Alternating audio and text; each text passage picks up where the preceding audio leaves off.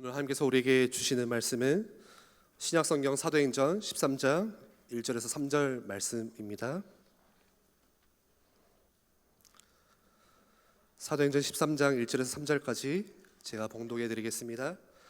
안디옥 교회의 선지자들과 교사들이 있으니 곧 바나바와 니게르라 하는 시므온과 구레네 사람 루기오와 분봉왕 헤롯의 젖동생 마나행과 미 사울이라. 주를 섬겨 금식할 때에 성령이 이르시되 내가 불러 시키는 일을 위하여 바나바와 사울을 따로 세우라 하시니 이에 금식하며 기도하고 두 사람에게 안수하여 보내니라. 아멘. 이 시간 깨지지 않는 방법이라는 제목으로 배장일 목사님 말씀 주실 때 큰 은혜 받으시기를 바랍니다.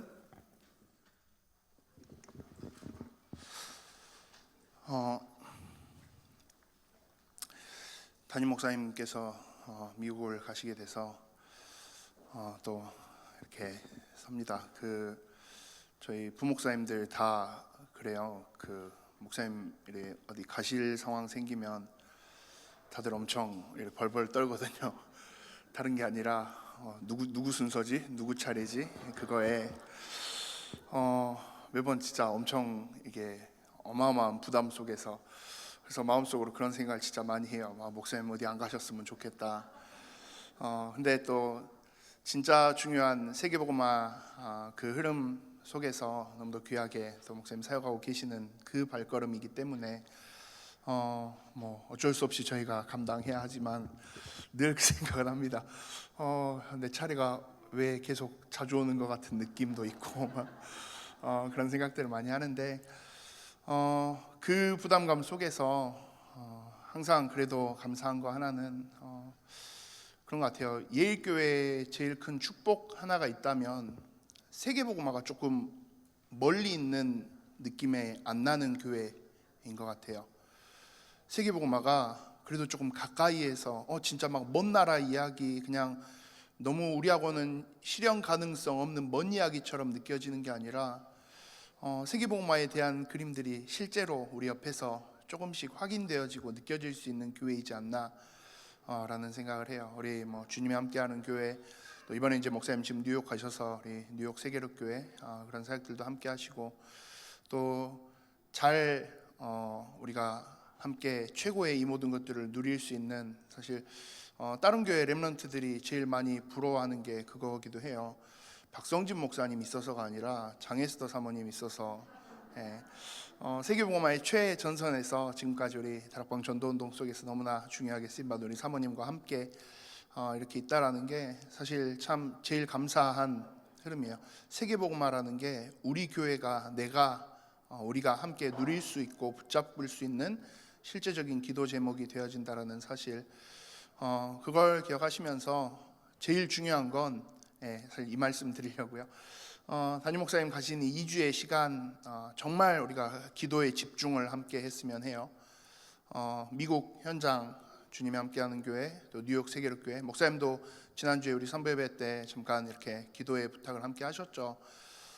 선교 현장에서 제일 중요하고 제일 큰 건 진짜 그거 하나인 것 같아요. 기도의 배경, 실제로 기도해주는 기도의 배경이 얼마나 있는지.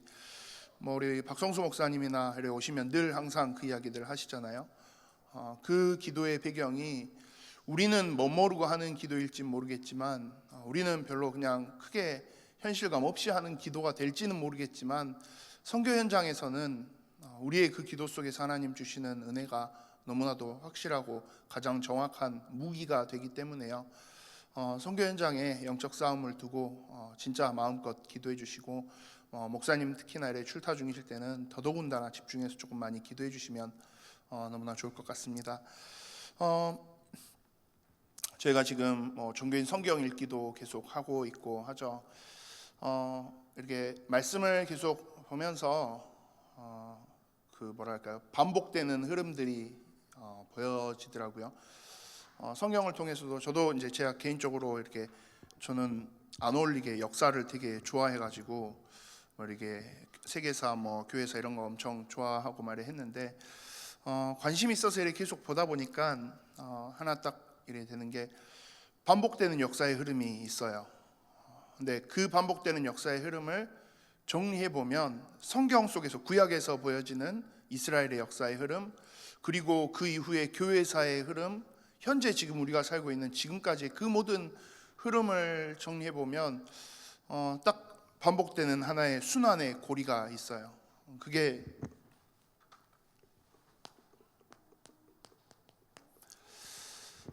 언약을 붙잡은 사람이 일어나면 하나님은 그 사람을 사용하신다라는 거죠. 비록 그 사람이 한 명이어도, 혹은 그 사람이 그냥 그 개인의 그 한에 가득 차 있는 여인 한 명이라도, 한나 한 사람이었어요. 그런데 언약 붙잡고 일어서니까 하나님은 그 사람을 통해서 하나님의 새로운 시작을 행하시고요, 하나님이 놀라운 일들을, 하나님 계획하셨던 것들을 펼쳐나가기 시작하는데, 그 시대의 흐름을 다 뒤바꾸고 살려낼 수 있을 만큼 하나님 일해 가세요. 400년 노예로 있었던 이스라엘 백성이 모세 한 사람이 딱 언약 붙잡고 하나님이 원하시는 거에 반응하고 일어나니까 어떻게 돼요? 이스라엘 백성 전체가 그 시대 최고의 강대국인 애굽을 빠져나올 수 있게 돼요. 바로왕의 권세와 그 애굽의 모든 우상 문화를 하나님이, 애굽 사람들 입장에서는 10가지 재앙이고요, 이스라엘 백성들 입장에서는 10가지 기적인데, 그 10가지 기적조차도 애굽의 그 우상 신들을 하나하나 깨부수시는 과정, 그러니까 정말 철저하게 하나님이 보여주세요. 내가 다 박살낼 거야. 언약 붙잡고 너희가 서면 내가 너희를 통해서 시대의 모든 것들을 완전히 다 박살낼 거야. 보여주시는 거예요. 그래서 언약을 붙잡고 일어나는 사람이 있으면 결국 그 사람을 통해서 하나님은 시대를 정복하는 그 정복자의 자리에 서게 하세요. 이게 성경 속에서 계속 보여주고, 우리가 뭐 렘넌트 7명 막 이야기하는 그 성경 속에서 믿음의 위인들이 응답받게 됐던 기본적인 흐름이에요. 다른 게 아니고 실력이 대단하고 지식이 뛰어나서가 아니라 하나님의 언약을 붙잡고 하나님이 원하시는 방향에 집중하니까 하나님은 그 사람 한 명이어도 쓰시는 거고, 그냥 여자 한 명이어도 쓰시는 거예요. 자, 그러면 여기까지는 참 좋은데 이 다음 흐름이 또 이어져요. 우리 지금 그 성경 읽기 하시면서 너무 많이 보이죠.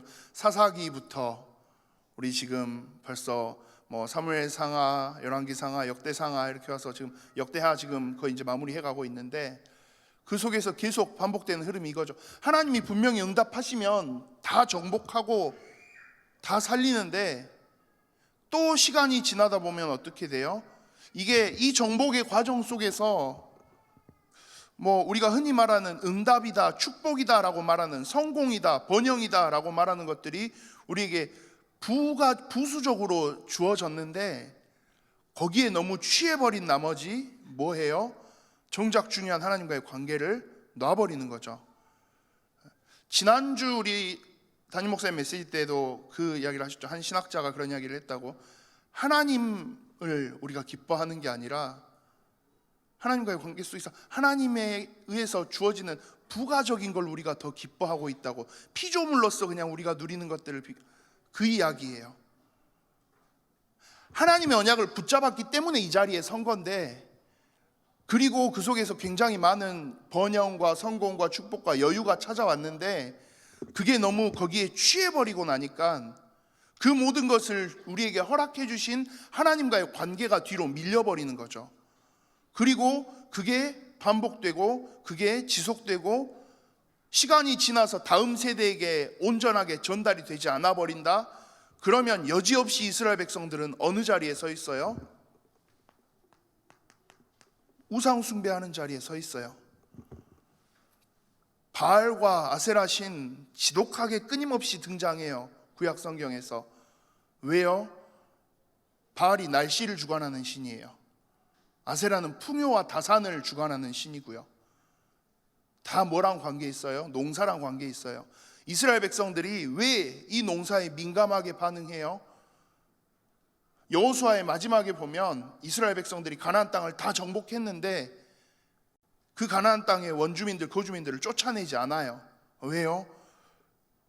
이제는 하나님이 우리 만나 매출하기 안 주니까 이제는 가나안 땅 정복하고 여기 정착하면 우리가 농사지어서 먹고 살아야 될 것 같으니까 하나님이 40년 동안 행하셨던 우리의 모든 의식주를 완벽하게 책임지셨던 것, 그게 뭔가 끝난다라고 생각하니까 그래서 그랬는지 빠르게 현실 파악을 해버린 거죠. 우리 뭐 먹고 살지? 농사 지어야 되는데 너 농사 지을 줄 알아? 몰라. 너는 알아? 몰라. 쟤네들은 알겠지. 지들 땅이니까. 그러면 쟤들 남겨놓자. 농사 지을 때 이거 어떻게 해야 되는지 해보니까 잘 돼요? 잘 안 되겠죠. 날씨도 뭔가 잘 안 맞는 것 같고 생각보다 뭐 수확량이 풍성하지도 않은 것 같고 이거 어떻게 해야 되지? 그러고 있는데 그 원주민들이 뭐라 그래요? 아, 이럴 때 바알신한테 하면 비 온다고. 아, 이럴 때 아세라신한테 하면 풍년도 오고 자식도 많이 낳고 노동력도 풍부하게 확보된다고. 그러니까 어째요? 그냥 바로 거기에 휩쓸려 가는 거죠. 완전히 현실에 그냥 적응해버린 거죠. 그러니까 사사기에서도 이야기하는 것처럼요, 여호수아와 그와 함께한 자들이 죽고 나니까 바로 그 다음 세대가 뭐라고요? 여호와를 알지 못해요. 여호와께서 하신 일도 알지 못해요. 어떻게 그럴 수 있어? 우리가 그렇게 우리는 반응하지만 그게 한 방에 그렇게 된 게 아니라 서서히 이 흐름 속에서 취해버린 거예요. 하나님과의 관계가 뒤로 밀려버린 거예요. 그럼 부모가 그러고 있으면 자녀들은 어떻겠어요? 당장 끝이죠. 뭐 엄마 아빠도 별로 뭐 하나님 뭐 그렇게 막 안 하던데요. 우리도 빨리 그럼 돈 벌고 살아야죠. 예, 그 이야기 나올 정도면 이미 끝난 거죠. 딱 사사기가 그 흐름이잖아요. 근데 이 흐름이 사실 이스라엘 역사에서 계속 반복돼요. 그리고 완전히 우상 숭배하고 하나님과 멀어져 버리고 단절돼 버린 그 상태가 계속되면 결국 뭐가 찾아와요? 재앙의 시대가 찾아오는 거죠. 그러니까 이거에 취해서 하나님을 놓고 나니까 결국은 재앙의 시대가 찾아와요. 그리고 그 재앙이 계속 되어지니까 너무 힘들어서 너무 죽을 것 같아서 고통 중에 몸부림치다가 그래도 다행히 한 명씩 꼭 이 언약을 기억하고 하나님 앞으로 돌아오는 사람이 일어나요. 우리 그 성경 읽기 지금 계속 하셨으니까 딱 이 흐름이죠. 이스라엘 백성의 모습이 계속 반복돼요. 계속 반복되면 좀 그 반복 학습이라는 게 있잖아요. 그러려니 그렇게 생각하고 웬만하면 이 흐름으로 안 가도록 좀 잘하면 될 텐데 계속 빠져들어요. 왜냐면요, 쉽지 않은 이야기니까요. 그게 그만큼.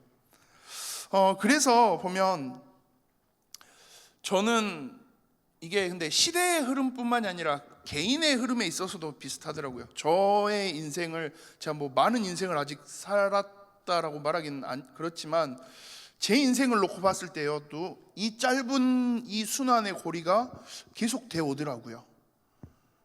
하나님 원하시는 자리에 집중해서 서요. 하나님이 풀어주시고 채워주시고 회복시켜주시고 그래서 조금 살만해져요. 등 따시고 배불러지고 좀 여유가 찾아오면 그때부터는 또 제 머릿속에 뭐가 돌아가냐면요, 하나님이 원하시는 게 아니라 이제 내가 또 뭐 해보지? 나 하고 싶은 거, 내가 원하는 것, 거기에 방향 맞추고 한참 가요. 어느 순간 그렇게 있다 보면 자연스럽게 뭐는 뒤로 밀려가요. 하나님과 함께하는 시간, 하나님과의 관계를 회복하는 시간, 그건 자연스럽게 뒤로 밀려나 있어요. 아니 목사님이 그러면 됩니까? 목사여서 이게 참 다행인 것 중에 하나는요, 그래도 예배의 자리를 빠지지는 못해요. 그렇죠? 근데 반대로 그게 너무나도 위험한 것 중에 하나는요, 진짜 자칫 잘못하면 홈리와 비느하스처럼 그냥 형식적으로 예배하는 자리에 몸만 딱 지키고 앉아있을 가능성이 되게 많아지는 거죠. 그러면 사실 진짜 위험한 게 뭐냐면요, 사실 내 영적 상태는 여기에 가 있는데, 이미 이 정도 수준으로 가 있는데 목사다 보니까 예배는 안 빠지고 주일날 있거든요. 그러니까 마치 나는 괜찮은 것처럼 착각해버리는 거죠. 그리고 결국 뭔가에 막 일들이 터져요. 그러고 나면 뒤늦게 하나님 내가 잘못했습니다 하나님한테 물고. 근데 저도 제 인생에서도 이걸 매번 반복해요. 생각해보면 왜 그럴까? 근데 뭐 저도 똑같더라고요. 이스라엘 백성의 이 멍청한 것들 그럴 처지가 아니더라고요. 근데 이 상황에 주로 처해 있을 때 주로 우리가 하는 말이 있어요. 저는 그랬어요. 이 상황이 오면 처음에는 막 하나님 잘못했어요 막 이러기도 하다가 순간 이렇게 화가 차오르면 하나님한테 좀 그렇게 덤빌 때도 있는 것 같아요. 하나님 사랑의 하나님이라며요. 좋으신 하나님이라면서요. 하나님 어떻게 나한테 이럴 수 있어요? 하나님 나한테 왜 이래요? 하나님 나한테 이러면 안 되죠 라고 따지듯이 하나님 앞에 막 이렇게 덤비는 상황들이 생기더라고요. 이스라엘 백성도 그러지 않았을까 싶어요. 근데 과연 그렇게 막 하나님 앞에 덤비면서 따지고 드는 우리의 모습을 보면서 하나님은 어떤 생각을 하실까요?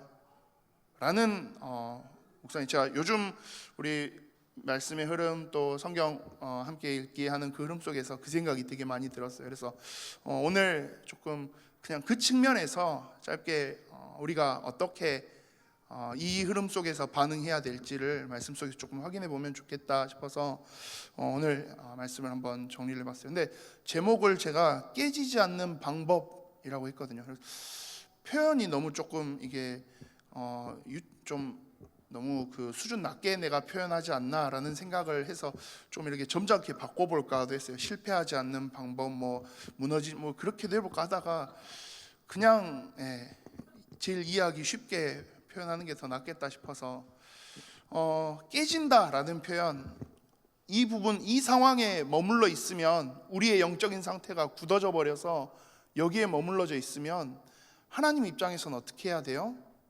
깨야 되는 거죠. 근데 사실 그렇게 깨는 과정이 엄청 아프거든요. 그래서 이왕이면 깨지지 않는 게 제일 좋은 거긴 한데 이 상황에 있을 때는 사실 어때요? 우리가 빨리 박살나고 깨져야 사는 거잖아요. 그래서 제목을 다시 바꿔볼까 막 그 고민도 해봤어요. 그래서 아예 그냥 깨질 상태가 안 되는 방법 뭐 이렇게 하다가 그냥 정리했던 제목 그대로를 조금 말씀을 나눠보려고 해요. 우리에게 있어서 너무나도 사실 제일 중요한 하나의 우선순위가 있다면 그건 이거여야 돼요. 그렇죠? 이 모든 것들 우리가 잊게 하는 키에 누가 계세요? 하나님이 계세요. 내가 얼마나 실력이 있냐, 내가 얼마나 능력이 있느냐에 따라서 이게 결정되는 게 아니라 오직 뭐 가지고만 결정돼요? 내가 지금 하나님의 언약을 붙잡고 있느냐, 아니면 하나님을 우선순위에서 뒤로 밀어버리고 하나님 아닌 다른 것들을 붙잡고 있느냐, 그게 이 모든 걸 결정해요. 그러면 하나님과의 관계가 제일 중요하다라는 이야기인 거죠. 그러면 그 하나님과의 관계를 우리가 이야기할 때 그럼 우리가 어디에 집중해야 돼요? 라고 했을 때 하나님과의 관계가 제일 좋아질 수 있는 방법은 뭘까요? 하면 하나님의 소원을 우리가 알고 반응하고 거기에 채울 수 있다면, 어린아이들도 그러잖아요. 진짜 자기가 간절하게 원하는 게 있어요. 근데 그거를 엄마 아빠가 잘 안 들어줘요.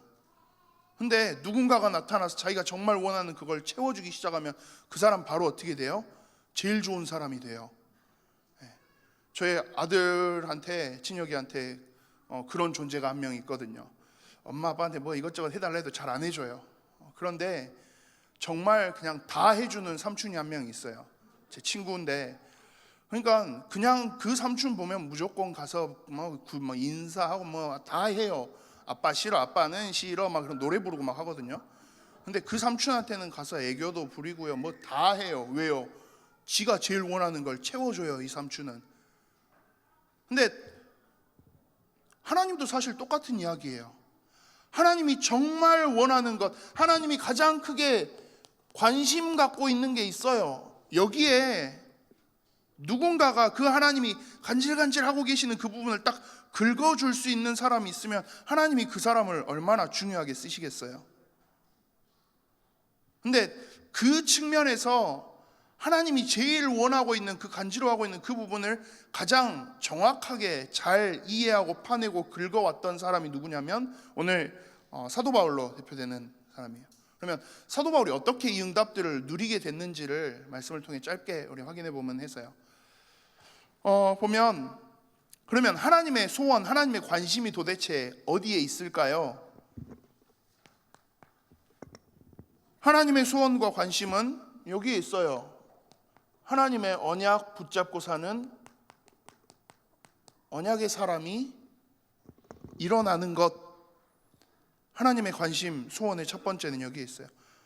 그러면 그 언약의 사람을 세우는 거에만 있는 게 아니라 하나님의 진짜 더 큰 목적, 소원은 어디에 있냐면 그 언약의 사람을 통해서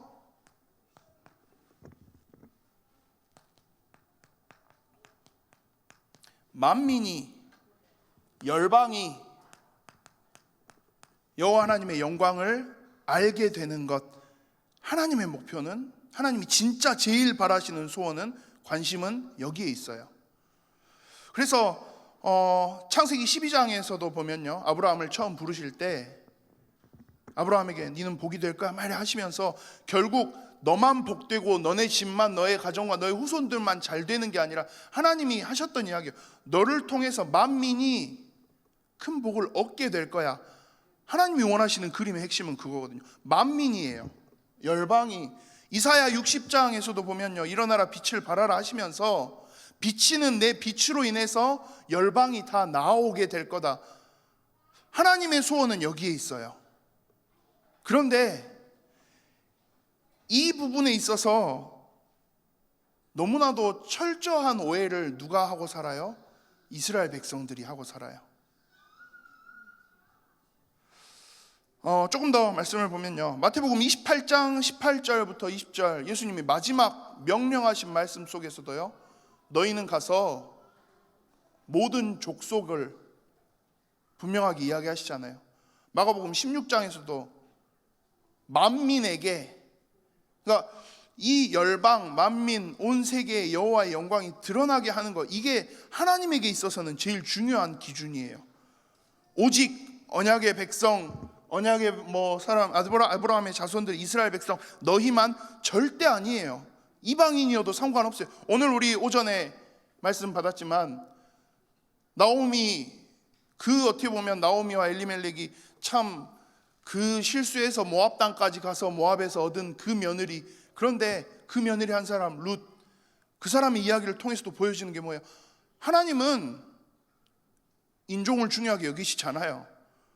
어디 출신인지 중요하게 여기시지 않아요. 이 사람이 비록 이방인의 모습이라 할지라도, 이방인의 혈통이라 할지라도 하나님의 언약 안에 믿음 가지고 서 있기만 하면 하나님은 그 사람을 놀라운 언약의 대열에 바로 포함시키시고 그 사람을 통해 일해 가시는 거예요. 하나님의 그 숨겨진 일하심, 역사하심이 다 드러나게 되는 거죠. 역사의 모든 흐름을 관통하는 하나의 흐름이 딱 키워드가 있다면 하나님 입장에서는 이건 거죠. 모든 열방과 만민이 여호와 하나님의 이름을, 영광을 찬양할 수 있게 되는, 그걸 위해서 하나님은 역사를 움직이시고요, 그걸 위해서 전 세계의 모든 걸 다 움직여가고 계세요. 시대를 운영해 나가시는 하나님의 기준이 여기에 있는 거죠. 자, 그러면 왜 깨집니까?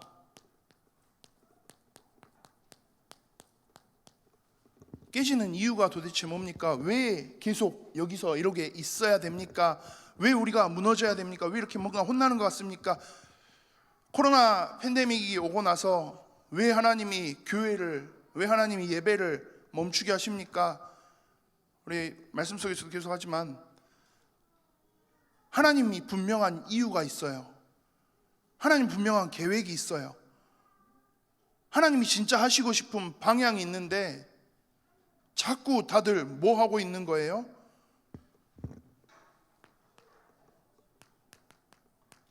포인트가 안 맞는 거죠. 하나님이 원하시는 포인트는 여기에 있는데 자꾸 우리는 어디에 관심을 두고 있어요? 어디에 집중하고 있어요? 집중하고 있는 그 포인트가 자꾸 엇나가고 있는 거죠. 그대로 가면 더 안 될 것 같으니까 하나님이 뭐 하시는 거예요? 멈추게 하시는 거예요. 회복하게 하시는 거예요. 이사야 1장에 그 하나님이 더 이상 니네 나에게 재물을 가져오지 마, 니네 제사하는 거 나 받기 싫어 라고 이야기하세요. 그 말라기 2장에 보시면요, 하나님이 조금 더 거칠게 표현하세요. 뭐라고 표현하시냐면, 성경에 실제로 그렇게 돼 있어요. 너희가 지금 하는 똥이라고 표현을 하세요. 희생의 똥, 나 그거 싫어 라고 말씀하세요. 예배를 그렇게까지 하나님이 그렇게 표현하시는 이유가 뭐예요? 그렇게까지 하시면서 모든 걸 다 멈추게 하시는 이유가 뭐예요? 하나님 입장에서는 이스라엘 백성들은 자기들 나름대로 하나님 우리가 얼마나 율법에서 말씀하신 대로 열심히 잘 지켜서 하고 있는데 하나님 어떻게 왜 이러세요? 이스라엘 백성들 입장에서는 억울했을 수도 있어요. 근데 하나님 입장에서는 뭐가 안 맞는 거예요? 지금 포인트가 전혀 다른데 번지수를 완전히 잘못 찾았어요. 진짜 완전 다른 데 가서 헛다리를 긁고 있는 거죠. 그러니까 하나님이 그걸 알려주시려고 일부러 깨시는 거죠. 사도행전 안에서만 해도 이 부분들이 정말 선명하게 잘 보이는 게요, 사도행전 1장 8절에 분명히 말씀하십니다. 성령이 너에게 임하시면 내가 권능 받고 예루살렘과 온 유대와 사마리아와 땅 끝까지. 하나님 여기서도 분명하게 이 그림을 심지어 친절하게 단계별로 설명을 해 주셨어요.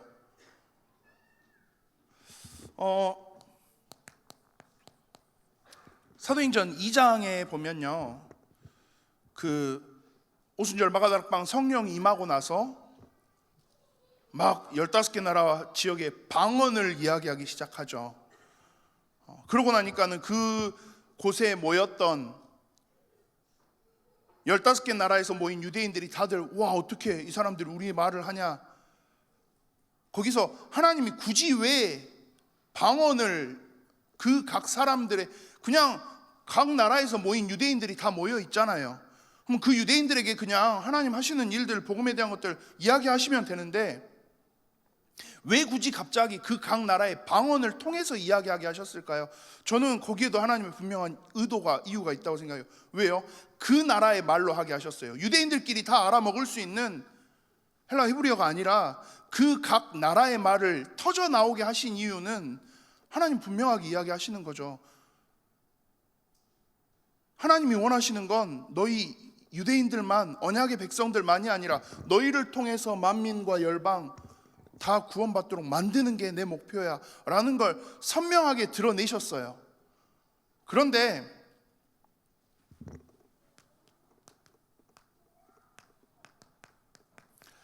사도행전 6장에 보면 7 집사를 세우게 되는 그 장면들이 나와요. 근데 그 속에서 어떤 갈등이 나오죠? 히브리파 유대인, 헬라파 유대인들을 구제하는 그 일들이 나오고, 사도행전 6장 7절에 보면 예루살렘 지역에서 굉장히 하나님이 부어주신 놀라운 응답에 대한 이야기들이 막 나와요.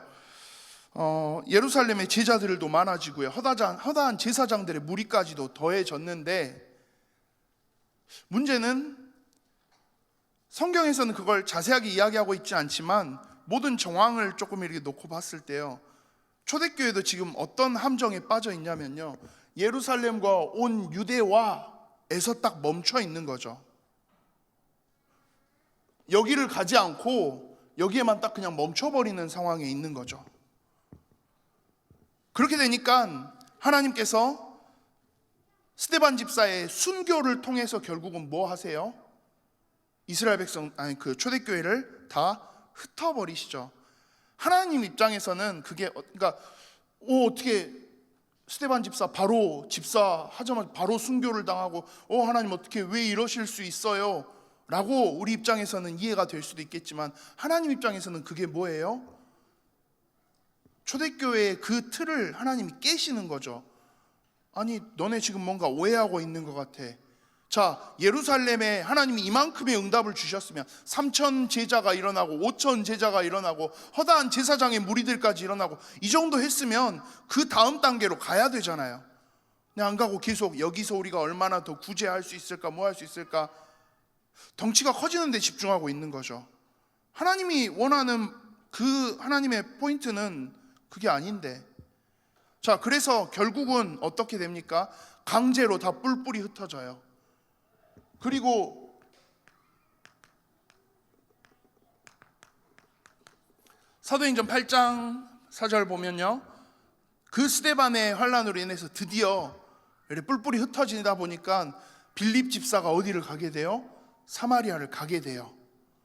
사마리아 성에 가서 복음을 전하고 나니까 그 성에 큰 기쁨이 일어나고요.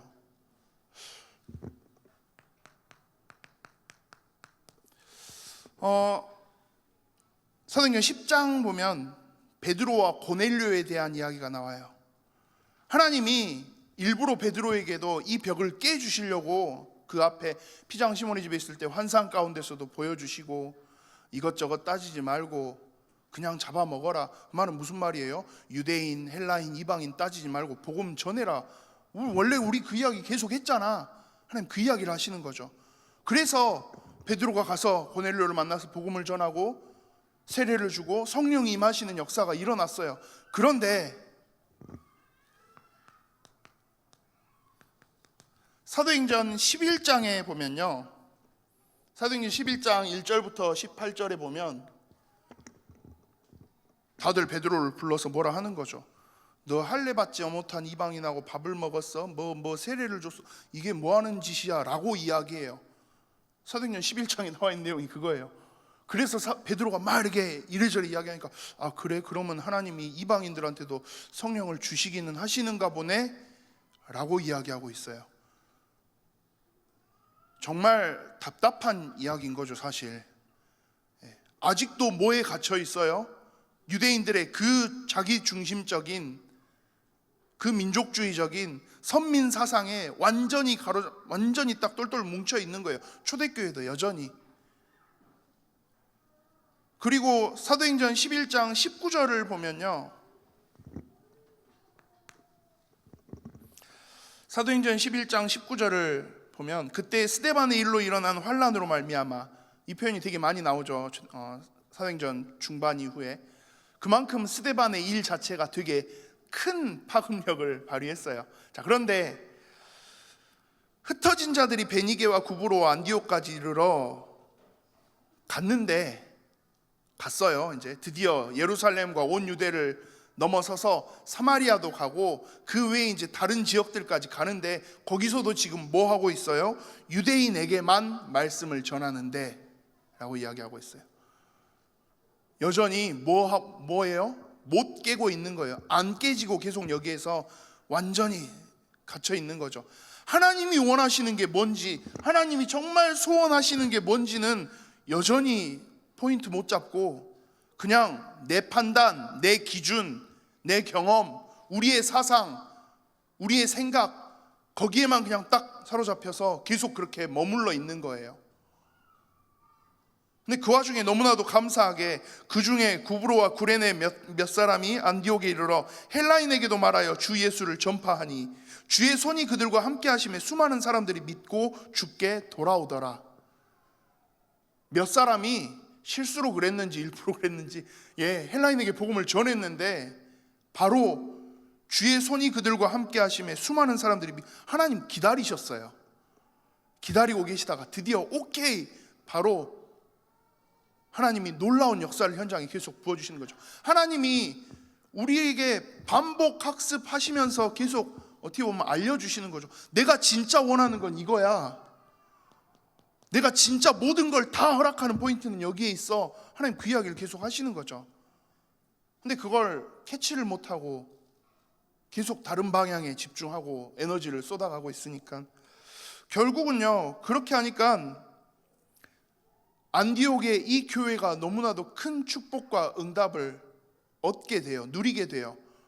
하나님이 일부러 증거로 보여주시는 게요, 27절부터 보면 큰 흉년이 들어서 어려움을 겪었는데 안디옥 교회가 오히려 예루살렘 교회를 도와주는 그 일들이 나와요. 이게 뭘 이야기하겠어요? 하나님이 일부러 그냥 진짜 그냥 좀 유치하다 싶을 만큼 대놓고 보여주시는 거예요. 진짜 하나님이 원하시는 포인트에 집중하면 나머지는 내가 다 책임져. 근데 너희가 진짜 그거 포인트에 집중하지 못하고 있으면 내가 원하는 게 뭔지 그거 생각 안 하고 계속 그냥 니네 하고 싶은 것, 네가 원하는 것, 너희의 판단과 기준 거기에 머물러 있으면 하나님 일부러 이걸 예루살렘 교회와 안디옥 교회가 본격적으로 역전되는 그 모습을 여기서 상징적으로 보여주시는 거죠. 그리고 결국은 그 속에서 사도행전 이 11장, 12장, 13장을 기준으로 해오면서 드디어 이제 사도행전의 어떤 이야기가 진행되어지는 그 주인공이라고 말하면 좀 이상하지만 스토리의 전체 진행을 몰고 가는 그 주제가 시점이 바뀌어져요. 한 사람에게로 딱 집중되어져요. 그게 누구예요? 사도 바울입니다. 그러면 반대로 바울이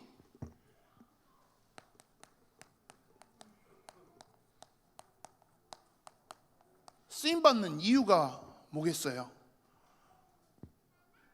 바울이 쓰임받은 이유는 당연히 이거죠. 하나님이 제일 원하시는 거에 정확하게 자기 방향을 맞춰냈거든요. 하나님이 정말 원하시는 그 포인트에 자기의 모든 걸 딱 정확하게 일치시켰어요. 그러니까 하나님 입장에서는요, 사도 바울을 쓸 수밖에 없는 거예요. 사도 바울이 그러면 쓰임 받는다라고 했을 때 제일 그 키가 되어지는 모습들이 잘 드러나는 게 어디에 있냐면, 오늘 제가 본문으로 함께 했는데요, 사도행전 13장 1절부터 3절 오늘 본문에 이 선교, 이 복음을 이제는 만민에게 증거하는 그 발걸음을 위해서 선교의 사역을 감당할 수 있는 전도팀을 구성해서 함께 나아가는데, 그 속에서 사도 바울이요, 제일 중요한 포인트가 뭐냐면, 주를 섬겨 금식할 때에 성령이 이르시되 내가 불러 시키는 일을 위하여 바나바와 사울을 따로 세우라 하시니 이에 금식하며 기도하고 두 사람에게 안수하여 보내니라. 금식한다라는 표현이 계속 나와요. 저는 개인적으로 제가 제일 신앙생활하면서 안 좋아한다고 말하면 좀 건방지고 제가 제일 무서워하는 게 금식인데요. 하루 이상 금식을 해본 적이 없어요. 제가 못했어요. 2끼 넘어가면 정말 진짜 죽겠다 싶은 그게 너무, 제가 이제 식탐이 워낙 세가지고 너무 힘들었어. 어렸을 때도 막 아버지 어머니가 막 이렇게 금식해야 돼, 막 3일 금식, 뭐 일주일 금식 막 이렇게 시키시면 어떻게 이악 물고 아빠가 무서워서라도 해야 되는데, 아빠가 무서운 것조차도 있게 만들 만큼 저는 그 밥 안 먹는 게 힘들더라고요. 그래서 하루를 온전히 금식을 해본 적이 없어요. 못했어요, 그거를. 참 감사한 거는 제가 그 원로 목사님 시대에 지금 제가 교육자를 하지 않고 담임 목사님 시대에 교육자를 하고 있다는 게 얼마나 감사한지 싶기도 하고요. 담임 목사님한테 항상 감사하는 것 중에 하나가, 목사님 금식 안 해도 돼, 그 말씀을 해주시는 게 너무 감사한데, 금식이라는 걸 하는 이유가 있죠. 뭐 때문에 그래요? 먹는 것까지도 내가 멈추고, 그러니까 어떤 측면에서는요, 아까 이 이야기랑 이어질 수도 있어요. 내 등이 따숩고 내 배가 부르고 내 것들이 채워지기 시작하면 우리가 가지고 있는 우리 몸의 특성상, 육체의 그 성향상 우리는 우리에게 여유가 찾아오면 절대 하나님이 원하시는 방향에 자동적으로 집중하지는 못해요. 그게 성경이 말하고 있는 증거이기도 해요. 그래서 어떻게 보면 일부러 조금 사서 고생을 시키는 거죠. 근데 사서 고생의 개념이 아니라 정말 내가 원하는 것들을 내가 잠시 멈추고서라도 그만큼 하나님, 내가 철저하게 나의 가장 중요한 식욕에 대한 이 욕구를 내가 멈추고서라도 하나님이 원하시는 것을 향해서 내가 집중하고 싶습니다 라는 측면이 금식 기도의 핵심이거든요. 근데 이제 또 있다 보면 정작 그 가장 중요한 본질적인 건 뒤로 가버리고 그냥 금식을 했다 자체가 타이틀로 남는 경우들이 있어요. 뭐 아니면 그 영빨을 위해서 우리가 뭐 나무 뿌리를 뽑아야 된다, 뭐 그런 이야기들 하는 게 다 어떻게 보면 그거죠. 사실 그 속에서 산속에 홀로 들어가서 내가 기도하는 건 그만큼 간절히 하나님이 원하시는 것들을 내가 찾고 하나님이 원하시는 포인트에 내가 집중하기를 원함입니다인데, 포인트가 미묘하게 달라져가지고 하나님 내가 원하는 거 이거 해야 되니까 하나님하고 꼭 싸우듯이, 하나님 이거 안 들어주면 내가 들어줄 때까지 내가 나무뿌리 붙잡고 흔들겠습니다 라는 뉘앙스로 미묘하게 살짝씩 오해되고 변질된 채로 가기도 해요. 근데 금식의 본질적인 목표는 뭐예요? 목적은 뭐예요? 하나님이 원하시는 것을 우리가 정확하게 찾아 알 수 있고 따라갈 수 있도록 우리의 영적인 부분들을 굉장히 날카롭게 만드는 게 목적인 거죠. 이거 찾는 게 목적이에요. 근데 사도 바울은 지금 딱 그 발걸음을 시작한 거예요. 그래서 금식하고 하나님이 원하시는 게 뭘까 정확하게 이미 잘하고 있는데, 남들보다 훨씬 잘하고 있는데 그 와중에도 사도 바울은 딱 집중하고 있는 거죠. 하나님이 정말 원하시는 거에 내가 어떻게 쓰임 받을 수 있을까?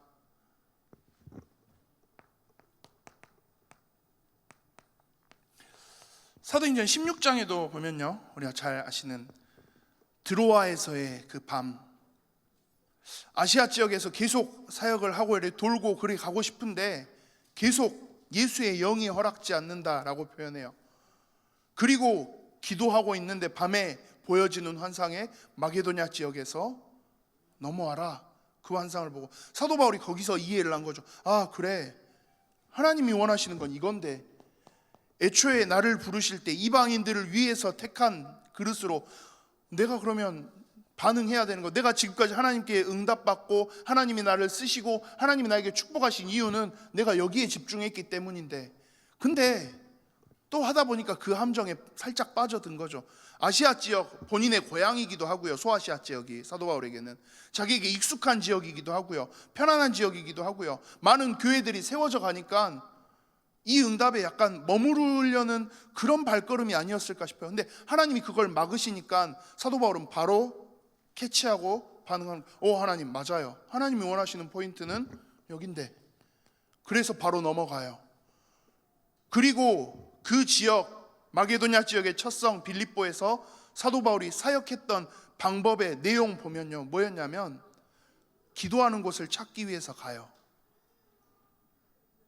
16장 13절에서요, 기도하는 곳을 찾기 위해서 가던 중에 만난 여인들, 그 속에서 찾은 루디아라는 제자, 그리고 그 루디아를 통해서 본격적인 사역의 거점을 확보하고 나서, 그리고 16절 보면 사도 바울이 이제는 기도하는 곳으로 가고 있어요. 사도 바울의 사역의 모든 키의 핵심은 다 어디에 있다라는 이야기예요? 기도에 있다라는 거예요. 왜 기도합니까? 그러면 하나님, 나 이거 나에게 주시옵소서 하기 위해서 기도하는 거냐? 사도 바울은 그 기도가 아닌 거예요. 하나님이 원하시는 게 뭐죠? 하나님 지금 정말 바라보시는 게 뭐죠? 그걸 내가 알아야겠어요. 하나님이 지금 가장 기다리시는 포인트가 뭐죠? 하나님, 나 그거 알아야겠어요. 그걸 위해서 사도 바울은 기도하면서 계속 가는 거예요. 하나님, 나 응답 주세요, 나 축복 주세요가 아니라 하나님이 지금 원하시고 기다리시고 하나님이 일하고 계시는 시간표가 어디에 있는 거예요? 하나님, 내가 거기에 있어야죠. 사도 바울이 기도하고 있는 포인트는 딱 거기에 있는 거죠. 그렇게 있다 보니까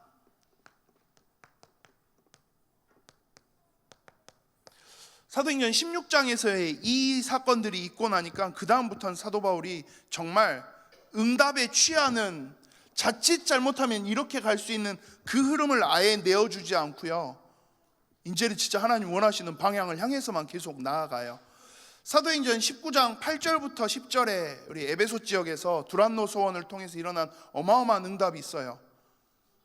2해 동안을 이같이 했더니, 말씀 증거하고 제자들과 함께 집중했더니 아시아에 사는 사람들은, 그 에베소 지역 근방에 사는 사람들은 유대인이든 헬라인이든 가리지 않고 다 주의 말씀을 들었더라라고 말해요. 사실 영접하고 구원받는 건 하나님의 손에 있는 거고, 우리가 전도자로서 해야 되는 우리의 가장 큰 소명은 모든 사람이 다 이 복음 듣도록 만드는 게 사실 우리가 할 수 있는 최대치이기도 하잖아요. 그 측면에서 에베소 교회는 두란노 소원에서의 이 사역들은 엄청난 응답이 주어진 거죠. 교회가 누릴 수 있는 거의 최고의 축복들을 누렸어요. 그래 되니까 에베소 지역의 제자들도 정말 많이 세워지고 에베소 교회가 얼마나 힘있게 딱 섰겠어요. 근데 그 상황에서 사도 바울이 갑자기 폭탄 선언을 해요. 그 폭탄 선언의 내용이 뭐예요? 내가 이제 여기 에베소에서 하나님 주시는 응답 우리 많이 받았으니까, 자, 이거 누리면서 우리 계속 에베소를 더 힘있게 살려봅시다가 아니라, 자, 에베소 교회는 이제 힘있게 됐으니까 교회를 잘 부탁합니다. 나는 예루살렘으로 가야 되겠어요. 그리고 거기 갔다가 로마까지 가야겠어요 라고 말을 해요. 네, 에베소 교회 장로들과 성도들 입장에서는 이 말이요, 이게 말도 안 되는 이야기예요. 그래서 사도행전 나중에 20장 19장 후반부 20장 보면 에베소 교회 장로들이 와서 막 말리고 난리를 쳐요. 왜 가냐 이거죠. 아니 지금 에베소 지역에 이렇게 하나님이 응답을 많이 부어주고 계시는데 여기를 놔두고 왜 가요? 심지어 가면 잡힐걸요? 잡히면 고생 엄청 해야 될 건데요. 그 이야기예요, 쉽게 말하면. 근데 사도 바울은 거기다가 대놓고 하는 이야기죠. 나의 달려갈 길과 주 예수께 받은 사명, 이 은혜 복음을 증가하는, 나는 내 생명도 조금도 아끼지 않겠다. 사도행전 20장 24절 그 말씀들을 하면서요. 사도 바울이 딱 보여주는 거죠. 사도행전 어떻게 보면 16장에서 이 드로아에서의 사건을 계기로 사도 바울은 완전히 바뀌게 된 거죠. 여기에 집중할 수 있도록. 그러고 나니까 그 다음부터는 어떤 그림이 만들어져요? 하나님이 굳이 사도 바울을 이제는 깨지 않으셔도 되는 거예요. 예전 같으면 하나님이 또 깨셨을 거예요. 이런저런 사건들을 통해서 초대교회, 예루살렘 교회가 그렇게 계속 깨지는 거죠. 쉽게 말하면 스데반의 일을 통해서 하나님이 한번 깨시고, 흉년과 막 여러 가지 일들을 통해서 깨시고, 사도행전 12장에 야고보 사도가 순교당하고 베드로, 그 모든 사건들을 통해서 하나님 어떻게 보면 계속 두드리시고 깨시는 건데, 이거 아니야 라고 계속 깨시는 건데, 사도 바울이 이때를 기점으로 그 모든 걸 딱 벗어버리는 거죠. 그리고 결국은 고백한 대로 로마를 향해서까지 가는 그 여정들을 시작하고, 로마에서 결국은 그 생을 마감하면서까지도 복음을 위해서 쓰임받는, 하나님이 원하시는 이 세계복음화를 위해서 쓰임받는 그 발걸음이 이루어지는 거죠. 그런데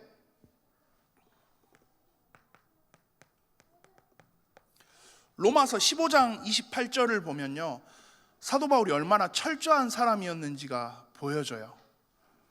로마서 15장 28절을 제가 읽어볼게요. 로마서 15장 28절에 보면, 로마서니까 로마 교회 성도들한테 보내는 편지죠. 로마 교회 성도들에게 지금 사도 바울이 하는 이야기예요.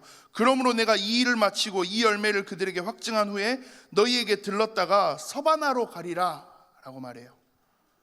여기서 너희에게 들렀다가 라는 말은 로마를 갈 거다라는 말이죠. 로마 교회 성도들한테 하는 이야기니까. 근데 로마 교회 성도들에게 너희에게 들렸다가 서바나까지 갈 거야 라고 말해요. 그러니까 로마가 최종이 아니라는 거였어요. 사도 바울에게 있어서는. 사도 바울에게 있어서 최종은 지금 어디를 이야기해요? 서바나는 지금의 스페인이에요. 그럼 사도 바울의 목적지가 어디까지 딱 자기는 그려놓고 있었다라는 말이에요? 스페인까지를 그려놓고 있었다라는 말이에요. 왜 스페인입니까? 왜 서바나입니까? 라고 했을 때, 이 시기에는 아직 그 콜럼버스가 아메리카 신대륙을 발견하는 게 1500년대니까요 1500년 뒤의 이야기예요. 그러면 이 당시에 그 유럽 사람들의 입장에서의 세계관은 어디가 끝이에요? 유럽 대륙이 그냥 끝이에요. 저쪽으로 가면 아시아가 있고, 아래로 가면 아프리카가 있고, 우리 유럽 대륙은 이쪽으로 가면 끝이에요. 그리고 그 유럽 대륙의 끝에 위치한 나라가 어디예요? 스페인, 서바나예요. 사도 바울이 지금 왜 굳이 강대국인 로마를 갔다가, 로마를 해도 모자랄 판에 로마에 계속 머물러서 로마에서 큰 응답을 누려도 모자랄 판에 서바나까지를 이야기하는 이유가 뭘까요? 사도 바울 이거 기억하고 있는 거죠. 예루살렘과 온 유대와 사마리아와 그 다음 어디요? 땅끝까지. 그러니까 어떻게 보면 좀 이렇게 사람이 현실 감각 없나 싶을 만큼 철저하게 그냥 말씀 그대로를 딱 붙잡고 있는 거죠. 땅끝까지 가래매요. 그럼 땅끝이 어디인데? 서바나네. 그럼 나 서바나까지 가야겠네요. 하나님, 나 그렇게 갈게요. 사도 바울이 지금 그렇게 반응하고 있는 거죠. 하나님 입장에서 이렇게까지 집중하고 서 있는 사도 바울을 쓰시지 않을 이유가 없는 거죠. 로마도 보아야 하리라, 이것 자체도 사실 대단한 거예요. 에베소 지역에서의 큰 응답을 뒤로 하고, 그런데 결국은 하나님 말씀하신 그대로를, 하나님 이거는 내 현실하고 너무 안 맞는데요, 내 처지하고 너무 안 맞는데요. 저는 그 생각 진짜 많이 하거든요. 내 주제에, 내 처지에 무슨 세계복음화, 하나님 그 좀 나랑은 좀 안 맞는 이야기 아닐까요? 우리 광주에 있는데 우리가 예일교회가 세계복음화, 하나님 이거 너무 조금 비현실적인 이야기 아닐까요? 사도 바울은 그게 필요 없는 거예요. 비현실이고 뭐고 상관없이, 아니 하나님이 말씀하신 거잖아, 하나님이 약속하신 거잖아. 그러면 그걸 위해서 그냥 걸어가면 되는 거지. 나머지는 누가 책임지실 건데? 하나님이 책임지실 건데. 그러니까 이게 사도 바울이 하나님 앞에서 쓰임 받았던 이유이기도 하고요. 오늘 제목대로 따지면요, 이 이후로 사도 바울은 더 이상 깨질 일을 당하지 않았어요. 왜요? 하나님 입장에서 깰 게 없어요. 이제는 지가 다 깨고 나와서 계속 하나님한테 집중하고 있으니까요. 우리가 함께 이 응답을 누릴 수 있었으면, 하나님이 굳이 막 뭔가를 더 두드러 깨시지 않아도 하나님이 원하는 방향에 흔들림 없이 집중하고 나아갈 수 있었으면, 그걸 위해서 우리가 놓치지 않아야 될 그런 포인트는 뭐겠습니까? 결국은 말씀하고 기도밖에 없어요. 정교인 성경 읽기, 또 우리 주일 강단의 말씀들, 이것 통해서 우리가 계속 집중하는 거죠. 근데 그 포인트도 조금 잘 정리했으면 좋겠어요.